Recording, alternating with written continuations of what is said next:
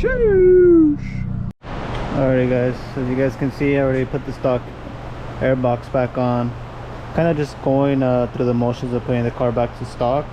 So what we're gonna do today is we're gonna remove the stock box again, and I'm gonna remove the turbo inlet to try to check play on the turbine, and then that will kind of eliminate whether it's the turbo or the engine.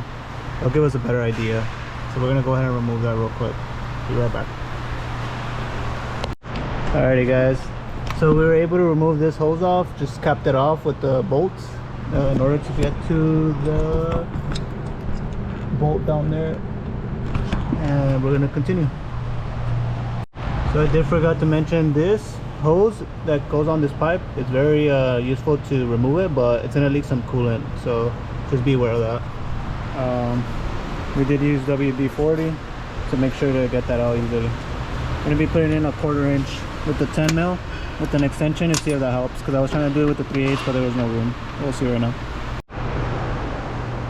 Alrighty, finally removed the turbo inlet. Kind of seeing some oil residue in there, and it seems like the turbo has some play in it.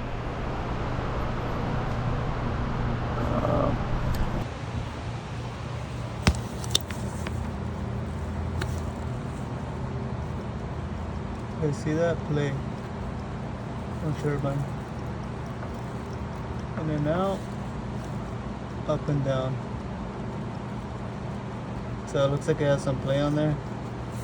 I don't know if that's enough for it to mess up the turbo, but definitely some play on there. You guys see that? In and out,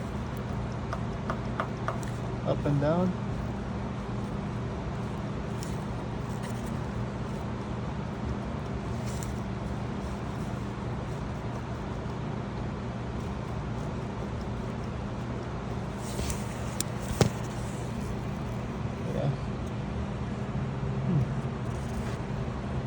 Looks like we have some oil residue on here too that I have not noticed before. Alrighty, pretty much turbo inlet's back in. You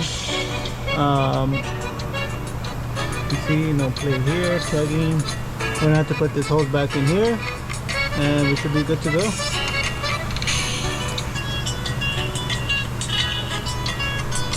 And then we'll go ahead and put all the intake back in, and we're set. So as you guys can see, the hose is nice and in now.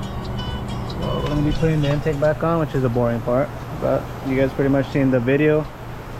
And yeah, so I do believe that the reason why this car has blow by is because the turbo turbine has some play. I think the turbo is going out. So yeah, we'll go ahead and install everything back and call it a day.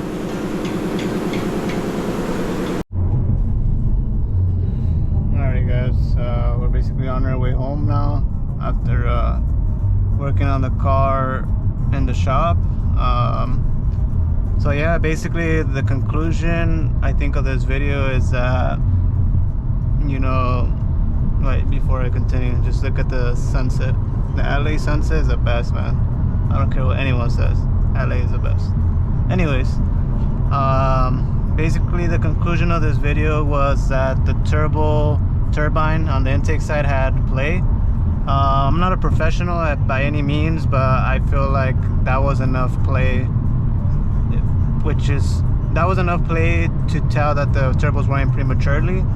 I will be showing this to a Hyundai tech and get his second opinion on it, because like I mentioned, I'm not no expert. I'm just basically trying to find the issue with the vehicle before I take it in, just to have some suggestions. I know at the end of the day, you know, they're not going to take my opinion into consideration, because, you know, they're going to do their own diagnosis. But I'm going to go ahead and show it to a tech and see what he thinks, and then go from there. I really hope it is a turbo.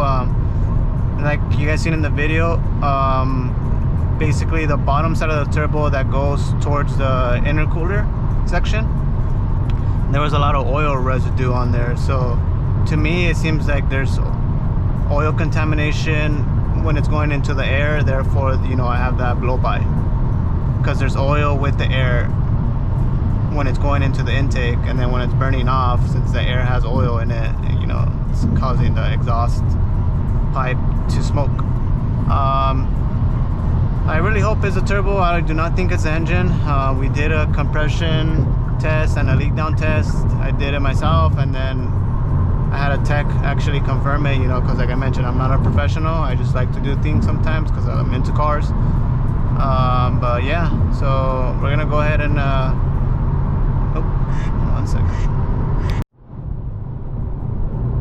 So yeah, I really hope it's the turbo that's shot, you know, and nothing else. But yeah, I'm gonna go ahead and end the video here. I might do a couple little pulls for you guys, but I think now actually I'm just gonna end it here. I'll catch you guys in the next one. I really appreciate the support. You know, we've hit 500 subs, which is pretty cool. 530, so I really appreciate every one of you supporting the channel. You know, I basically, like I mentioned before, the purpose of my channel is just to kind of show you guys like the Elantra N, the platform, what it has to offer, and its problems, its pros and cons.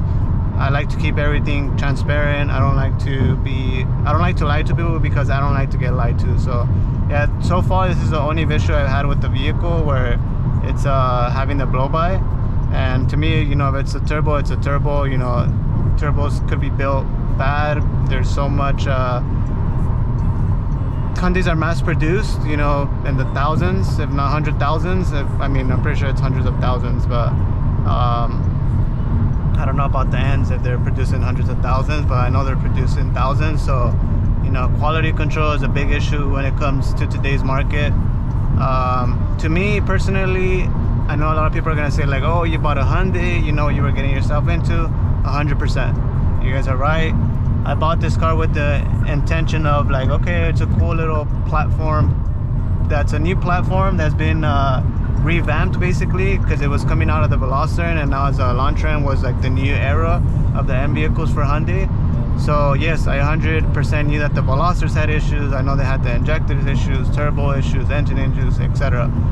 But the thing is, a lot of people are also saying like, oh, you bought the fake M and you have real M problems, oil consumption, yada yada yada. But in my head, I'm thinking like, yes, you are right, but I have 100,000 10-year warranty on it. So it's like, if a turbo goes out once, okay, you know, let's get the other one, hopefully that one lasts. Now if I have to get like 5 turbos in like a matter of like 5 years, then that's where it's like, you know, yeah, you guys pretty much blew it with this one. But parts fail, you guys could say what you guys want to say, but at the end of the day, you know, everyone says, oh, Toyota's reliable, oh, Honda's reliable, yada yada yada. Like the Type R's, when they came out, they had like an issue with the FL5s had an issue where like, I think like the seat track was not braced properly to the actual vehicle, so there was a recall on that. Toyota had their recall with the V6 twin turbo engines, that they had metal shavings that were never flushed out from the factory. So it's like everything's possible. Like Toyota is one of the most reliable cars, and I 100% believe it, but every manufacturer has issues. So yes, maybe Hyundai has a little bit more than others, but every manufacturer has it. That being said, you know, like I mentioned, I appreciate you guys tuning in the channel. Thank you to all 500 plus subscribers we have right now. I think it's like 539 at the moment. I appreciate you guys, each and every one of you guys. Thank you for tuning in once again. Don't forget to like, comment, and subscribe on that channel. And you guys, hope you guys have a good night. Peace.